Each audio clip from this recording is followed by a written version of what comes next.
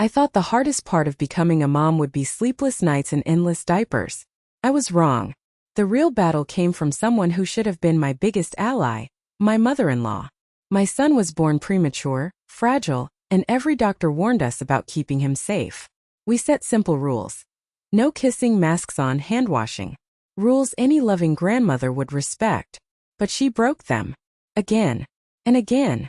Until one moment in front of everyone, she proved exactly how little she cared. When I imagined becoming a mom, I thought my biggest battles would be inside my own home. Learning how to function on no sleep, figuring out how to calm a crying baby, and juggling the new weight of responsibility that never goes away. What I didn't expect was that the hardest part wouldn't be my baby at all. It would be my husband's mother. My son came into this world too early. We spent weeks in the NICU living hour by hour, terrified of every monitor beep. Doctors drilled it into us. His immune system was fragile. Any small illness could send him right back to the hospital. So when we finally brought him home, our house became a bubble. We weren't paranoid parents, we were just parents who didn't want to watch our newborn hooked up to machines again. We set rules. Simple ones. Wash your hands. Wear a mask until the pediatrician said otherwise. Don't kiss the baby. We explained it calmly, not like tyrants but like people begging for cooperation. Most family members understood. They cared about his safety as much as we did.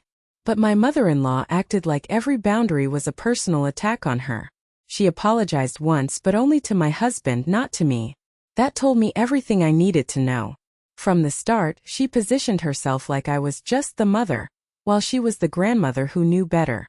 And every visit became a test. Would she respect the rules, or would she push to see how far she could go? First she played along. She'd hold him with her mask on, smile, nod, pretend she was cooperating. But then she'd slip. A quick kiss through the mask. A little eye roll when we corrected her. A comment about how we were overreacting. And every time I had to decide. Do I cause a scene to protect my son? Or do I let it slide and hate myself later? It wasn't just about germs. It was about respect. About whether my role as his mother actually mattered in her eyes. And the answer every single time was no. The tension built slowly. One visit, she kissed him on the face without her mask. I snapped and took him back. She claimed she forgot. Another time she asked to take her mask off for just one photo, and then leaned in and kissed him again. I wanted to scream but all I could do was gather our things and leave. By the time a family baby shower rolled around, I already felt like I was bracing for battle. My husband called ahead, set the rules once more, and made her promise to respect them. She agreed, said she understood, acted like she finally got it. But deep down I knew. This wasn't over. And what happened at that shower proved I was right. Because the moment we walked in, before I could even blink, she did it again. And this time everyone saw. The baby shower wasn't even supposed to be about us. It was for a cousin who was expecting her first child. And honestly, I looked forward to going. I thought maybe for once I could just blend into the crowd, keep my son close and avoid drama. My plan was simple. Wear him in the carrier, let him nap against my chest, smile politely, and leave before anything could go wrong.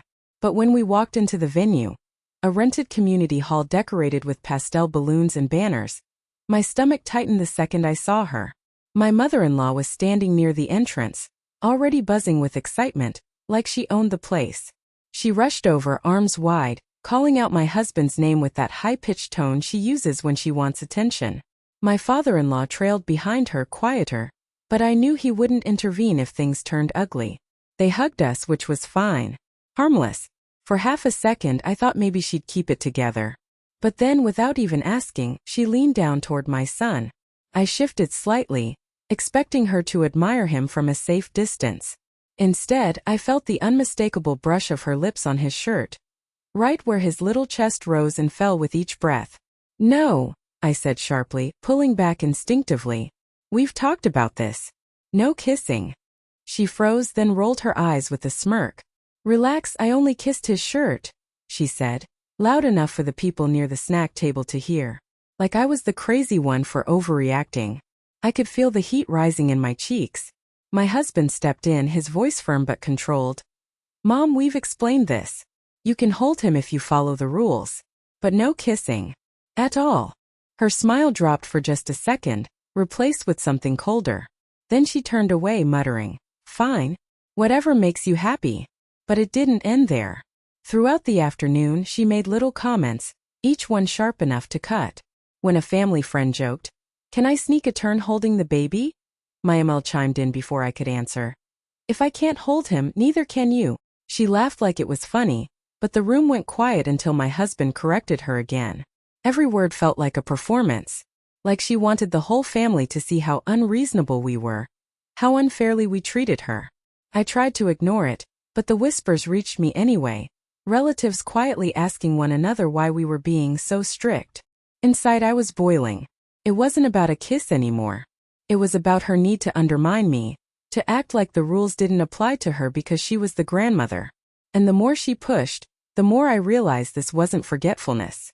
It was defiance. I thought I could brush it off for the sake of keeping peace. But then she did something that made me realize this was no accident, no misunderstanding. She leaned in again, this time aiming for his face. I caught it out of the corner of my eye, the way she tilted her head, lips puckered, aiming straight for his cheek. My body reacted before my brain caught up. I pulled back sharply, my hand cradling the side of his face like a shield. "Are you kidding me?" The words came out louder than I intended, sharp enough to turn a few heads. She jerked back with exaggerated innocence. "I didn't touch him. I was just smelling him," she said, her voice dripping with sarcasm. "Smelling him. Like that made it any better." I stood there, pulse pounding in my ears, trying to decide if I was crazy for thinking this was intentional. Maybe she really did forget. Maybe she was just excited. But then I replayed every other moment in my head. The mask kisses, the staged apologies, the constant testing of boundaries. This wasn't forgetfulness. It was a pattern. The rest of the afternoon became a study in paranoia. Every time she moved closer, I stiffened. Every time she laughed too loudly, I wondered if it was at my expense. I wore my son in the carrier like armor, one hand resting protectively on his back, pretending to engage in small talk while scanning the room for her next move. At one point, I overheard her whispering to another aunt, "She's so uptight. In my day, we didn't need all these rules. Babies were fine." My chest tightened. It wasn't just about the kiss anymore. She was painting me as overprotective, paranoid, the mother who couldn't handle being a mother. And I realized with a cold clarity that this was her strategy all along.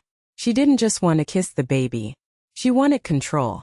I excused myself to the restroom, locking the door behind me just to breathe. My reflection stared back at me, dark circles, flushed cheeks, the kind of exhaustion that doesn't come from sleepless nights but from constant battles you never asked for. Maybe I'm imagining things, I thought. Maybe she really doesn't mean harm. But then the other voice cut through, the one I had been silencing for months. "No. She knows exactly what she's doing." When I came back, my husband was standing near the drinks table, his jaw tight. I could tell he'd noticed it too. "She's pushing again," he muttered under his breath. "I don't think she's going to stop." That was when the realization sank in, not just for me but for him too. This wasn't a misunderstanding we could clear up with another phone call or another reminder. This was her line in the sand, and if we didn't push back harder, she was going to cross it again. What I didn't know yet was just how far she'd go to prove she wasn't done. The rest of the shower blurred by in a haze of polite smiles and forced laughter. I kept my son pressed against me, swaying gently so he'd stay asleep, while every muscle in my body stayed tense. I thought maybe, just maybe, if I kept my distance she wouldn't have another chance. But I underestimated her. It happened during the gift opening. Everyone gathered in a circle while the mom-to-be unwrapped presents. I sat on the edge with my husband, grateful for the distraction, rocking our son as tissue paper crinkled and ribbons piled up. For a brief moment I felt almost normal. Then I heard her voice behind me. "Can I hold him just for a second? I promise I won't kiss him." My husband gave me a look, silently asking if I wanted to hand him over. I hesitated. Part of me wanted to say no outright, but the eyes of half the room were already on me. If I refused, she'd twist it into me being cruel. Against my better judgment, I nodded, and my husband carefully placed our son into her arms. At first, she played the part of the doting grandmother perfectly, rocking him gently, cooing, smiling like she finally understood the privilege she'd been given. But then, as if she couldn't help herself, she leaned down, pulled his little blanket aside, and pressed her lips right against his cheek. Gasps went through the room. I wasn't the only one who saw it. "Mom, no!" my husband barked, snatching the baby back so fast that our son startled awake and began crying. My heart dropped into my stomach. She didn't apologize. She didn't even look guilty. Instead, she crossed her arms and scoffed. "Oh, for God's sake. One kiss isn't going to kill him. You two are ridiculous." The silence that followed was suffocating. Every relative, every friend, every extra pair of eyes was suddenly locked on us. On me. And she knew it. I could feel my face burning. Not just with anger but with humiliation. This wasn't a slip-up. This wasn't forgetfulness. She had waited for an audience. She wanted witnesses, not to her breaking the rule, but to our reaction. I clutched my son against my chest, whispering to him even as my voice shook, "It's okay, you're safe." Inside, though, I was trembling. My hands were clammy, my pulse erratic. I had trusted her one more time, and she had proven beyond any doubt that she didn't care about our boundaries, our fears, or even our son's health. The chatter resumed slowly, people pretending to focus on the gift table again. But I caught the glances, the hushed whispers. Some sympathetic, others judgmental. And I knew exactly what narrative she'd spin the second we walked out the door. For months, I had wondered if I was overreacting. Maybe I was being too harsh. But that kiss in front of everyone was the proof I'd been dreading. And the worst part? I realized she wasn't finished yet. The ride home from the baby shower was quiet, the kind of silence that feels heavier than shouting. My son finally drifted back to sleep in his car seat, but my mind wouldn't stop racing. I stared out the window trying to steady my breathing, while my husband gripped the steering wheel like it might snap in two. Finally he spoke. "She did that on purpose, didn't she?" I didn't answer right away. The truth was so obvious it almost hurt to say it out loud. "Yes," I whispered. "She wanted people to see it, to make us look unreasonable." He let out a bitter laugh. "And the way she acted afterward, like we're the problem." That was when my phone buzzed. A message from my cousin who'd hosted the shower. "Hey, I just want you to know I'm on your side. What your Emile did was wrong. Don't let her make you feel crazy." I blinked at the screen, a wave of relief mixed with dread washing over me. If my cousin saw it, others did too. Which meant the whispers had already started. Over the next few days, I found out just how deep her manipulation went. My mom called me hesitant. "Sweetheart, I don't want to upset you, but your Mel's been talking. She said you embarrassed her in front of everyone. That you're overprotective and controlling." My stomach turned. She wasn't just brushing off what happened. She was rewriting the story, painting herself as the victim, me as the villain. And she was fast about it, getting her version out to anyone who would listen before I even had the chance to process. I started hearing more secondhand comments. An aunt repeating, "Well, she did raise kids of her own, maybe she knows best." A family friend saying, "I think the new mom is just anxious. She'll calm down eventually." Every remark felt like a knife twist, proof that her strategy was working. Late one night, while I was feeding my son in the dim glow of the nursery, I caught myself spiraling. What if they believe her? What if they all think I'm unstable? The thought made my hands shake as I held the bottle. I'd survived the NICU, the endless pumping sessions, the terror of every cough, and now I was fighting a war against my own mother-in-law's lies. When I told my husband, his face hardened. "She's not just disrespecting us. She's trying to undermine you as his mother." That's the line. And he was right. It wasn't about a kiss anymore. It was about power. About her need to prove that no matter what we said, she could do as she pleased. The realization hit me like cold water. This wasn't going to stop on its own. She wasn't going to wake up one day and respect us. She was escalating. And if we didn't take control, she'd keep pushing until something broke. Maybe our trust, maybe our marriage, maybe even our son's safety. I thought we'd reached the peak of the conflict. But I was wrong. Things were about to get much worse. The days after the shower felt like walking through fog. I'd rock my son in the quiet hours of the night and replay every moment, every smirk, every eye roll.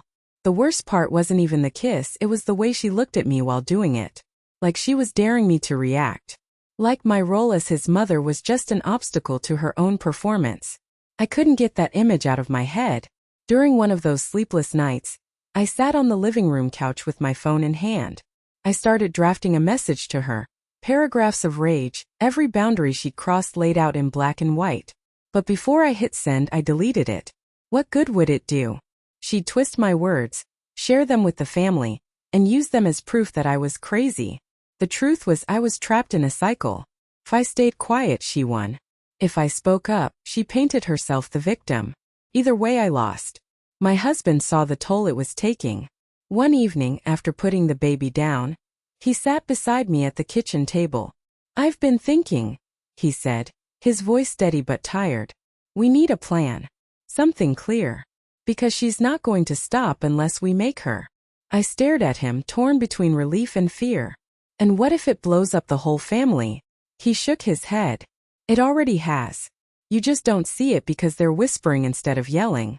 But we can't keep living like this. Not at the cost of his health. Or your sanity." His words hung in the air, heavy and undeniable. That night I weighed every option. Part of me wanted to cut her out completely, block her number, refuse visits, make it crystal clear she had no access until she respected us.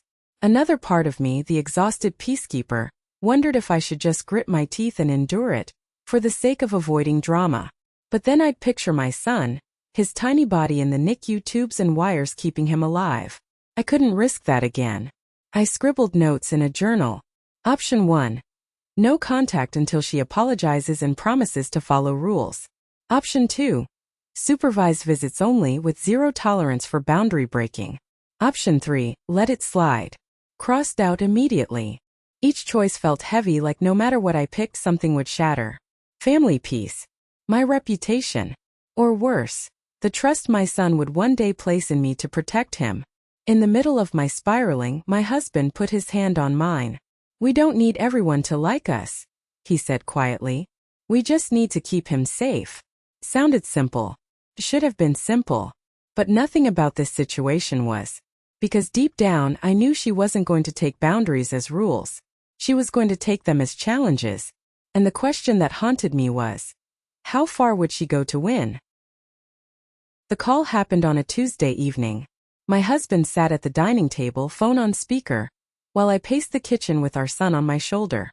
We had rehearsed what he would say, short, firm, no loopholes. I wanted to be the one to confront her, but we both knew she'd twist it into me being manipulative. Coming from him, there was at least a chance she'd listen. When she answered, her voice was sugary sweet. "Hi, honey. How's my baby?" My husband didn't waste time. "Mom, we need to talk. About boundaries." The silence that followed stretched thin, like she was calculating her next move. Then the sigh came. "Oh, here we go again." "No, listen," he continued. "We've been more than fair. You've been told multiple times. No kissing, masks when required, respect our rules. But you keep ignoring them. If you want to see him, it's under our conditions. One more boundary crossed and visits are done. Period." I held my breath. On the other end, she chuckled. "You're overreacting. All parents are paranoid these days. When you were a baby, Stop," he cut her off. His tone was sharp, one I'd rarely heard him use with her. "This isn't negotiable. This is about his health. You either follow the rules or you don't see him." The line went quiet again. Then finally, "Fine. If that's what you want. I'll play by your rules." The words were begrudging, clipped, but they were the closest thing to an agreement we'd ever gotten. When he hung up, I let out a breath I hadn't realized I was holding. For the first time in months, I felt a flicker of hope. Maybe this was it. Maybe drawing a hard line would finally make her understand. The next visit was scheduled for the following weekend. I was nervous but cautiously optimistic. We set it up at our house this time so we could control the environment.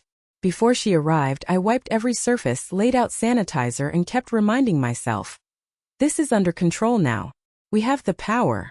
She showed up with a stiff smile, carrying a bag of baby clothes she'd bought. The visit started smooth. She washed her hands without complaint, sat on the couch, and asked politely before holding him. For nearly an hour, everything felt normal. Like maybe, just maybe, she'd gotten the message. I even let myself relax. I sipped coffee, chatted with my father-in-law, and watched her rock him gently. For the first time, I didn't feel like I had to hover. When she left that day, I turned to my husband and said, "Maybe this will actually work." But deep down, a sliver of doubt gnawed at me. Her compliance felt too perfect, too rehearsed. Like she was playing along just long enough to reset the stage.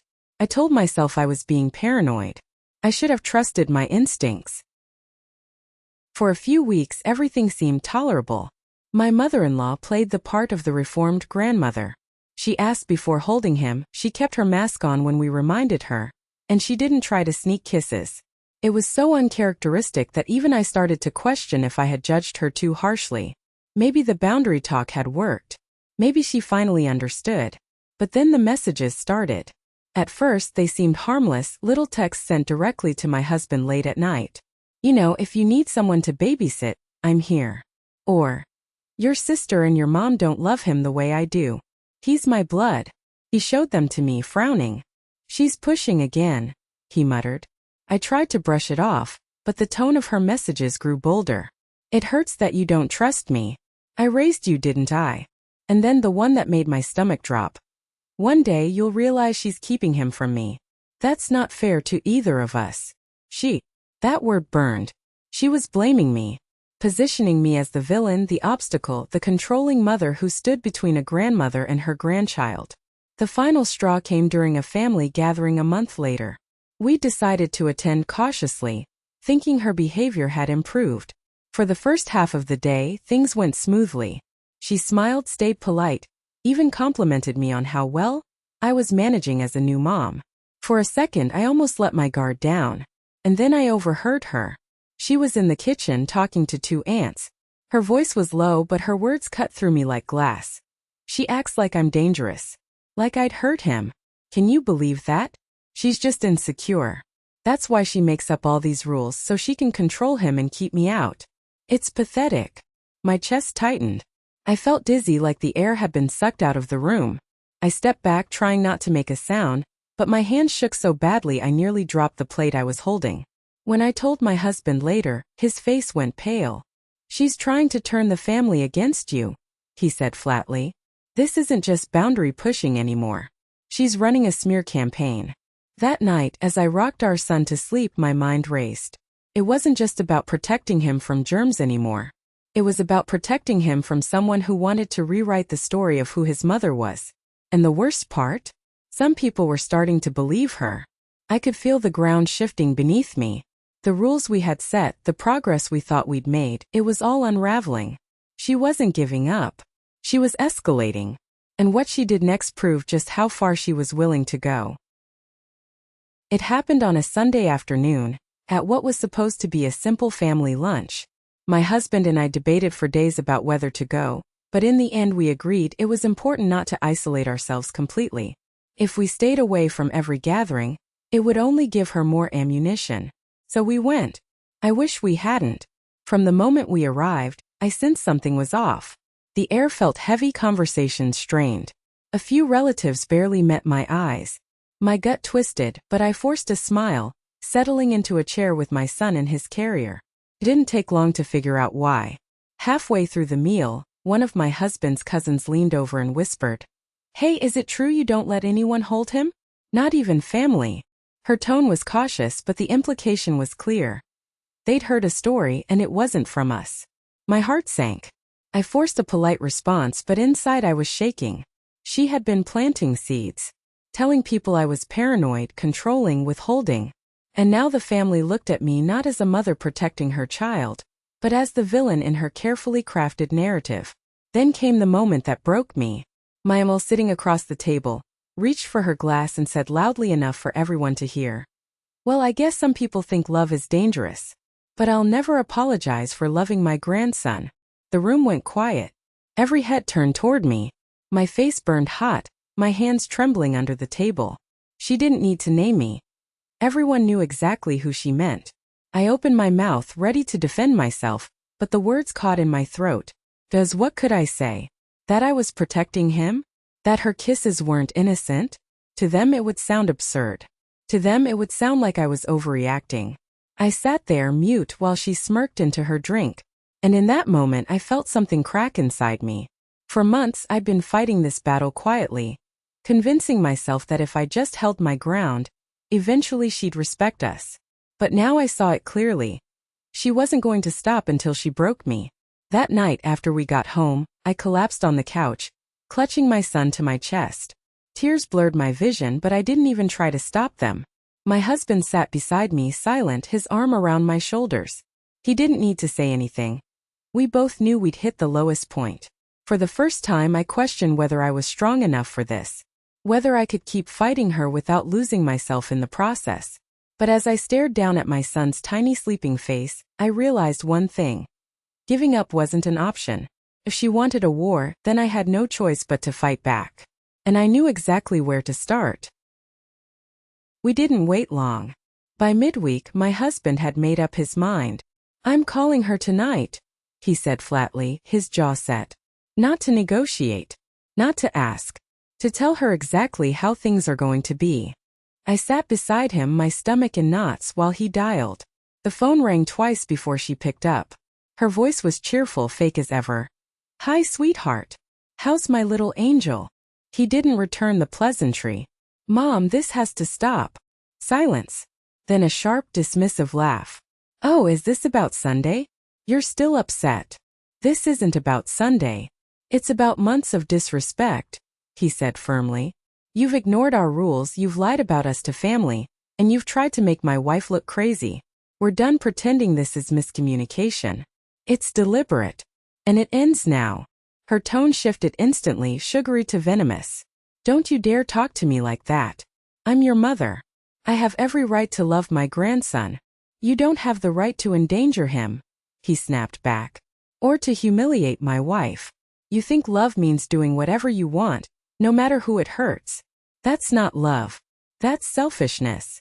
I could hear her breathing hard on the other end. The silence stretched tight with fury. Then came the inevitable. "She's turned you against me. She's poisoned you. Before her, you respected me." I felt my chest tighten, but my husband didn't flinch. "No, Mom. I let you cross boundaries because I was afraid of upsetting you. That ends tonight. If you can't respect us, you don't get access. Not supervised, not visits, nothing." Her voice cracked, shrill and desperate now. "You'd really cut your own mother out? Over something as stupid as a kiss?" "Yes," he said coldly. "Over respect. Over trust. Over protecting my son. If you can't give us that, you don't deserve to be part of his life." The words landed like a hammer. For the first time she had no comeback. Just silence. Finally she muttered, "You'll regret this," and hung up. The click of the call ending felt like a door slamming shut. I let out a shaky breath, realizing my hands were trembling. My husband reached for me, pulling me close. "It's over," he said softly, but it didn't feel over. Not yet. Because the fallout was only beginning. We knew the whispers in the family would intensify. We knew she'd spin her own version of this call. But for the first time we weren't reacting, we were standing our ground. That night, as I laid my son in his crib, I kissed his forehead and whispered, "You're safe. I promise." For the first time in months, I actually believed it. We had drawn the line. And this time there was no going back. The days after that phone call were strangely quiet. No texts. No sudden visits. No manipulative late-night messages. For the first time since my son was born, there was actual silence from my mother-in-law. First, I didn't trust it. I kept waiting for the other shoe to drop, for her to show up unannounced, for another round of phone calls from relatives carrying her version of events. But as a week turned into two, the quiet began to feel less like the eye of a storm and more like the first real breath of peace we'd had in months. The fallout with the extended family came, of course. Some called us dramatic. Others tried to play mediator, asking us to just let it go, for the sake of keeping the family together. But for every skeptical voice, there were also whispers of support, people who'd seen enough at the shower, or heard enough over the years, to understand exactly why we drew the line. What surprised me most was how quickly my own perspective shifted. For so long I'd lived in survival mode, constantly bracing for her next boundary push. I thought being a good mother meant keeping the peace, even if it broke me. But I finally understood that keeping peace at the expense of my son's safety, or my own sanity, wasn't peace at all. It was surrender. One evening as I rocked my son to sleep, I thought back to the NICU. To the machines, the wires, the endless nights of praying he'd just keep breathing. Back then, I'd promised him that if he fought his way into this world, I would fight to keep him safe in it. That promise became my compass through everything with my MIL. And now I finally felt like I'd kept it. My husband noticed the change too. "You seem lighter," he said one night as we sat together on the couch. "I think it's because I finally stopped waiting for her to change," I admitted. "She won't." But I did. We didn't cut her off forever, though. We left the door open just barely. The conditions were clear. No visits without our rules, no exceptions, no excuses. She could choose to step through that door or stay outside. That choice was hers. But for the first time, the power wasn't hers anymore. It was ours. Months later, I can look back and see the lesson clearly. Boundaries aren't about control. They're about respect. And sometimes the hardest part isn't setting them. It's enforcing them. Especially when it means standing up to family. As for my son, he's thriving. He laughs now, belly-deep giggles that make every battle worth it. And when I hold him, I know he won't remember the drama or the tension. What he'll grow up knowing is that his parents fought for him. That when it mattered most, we chose his safety over someone else's ego. And maybe that's the real victory in all of this. Not that we won against her, but that we finally understood our strength. We stopped being afraid of upsetting her. And we started being the parents our son deserves. Because in the end, that's the only role that truly matters. Looking back now, I realize this story was never just about kisses or masks.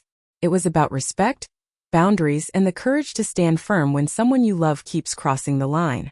For me, the hardest part wasn't saying no to my mother-in-law. It was believing that I had the right to say it in the first place. And that's something I think a lot of us struggle with, especially when it comes to family. We're taught that keeping the peace is the same as keeping love.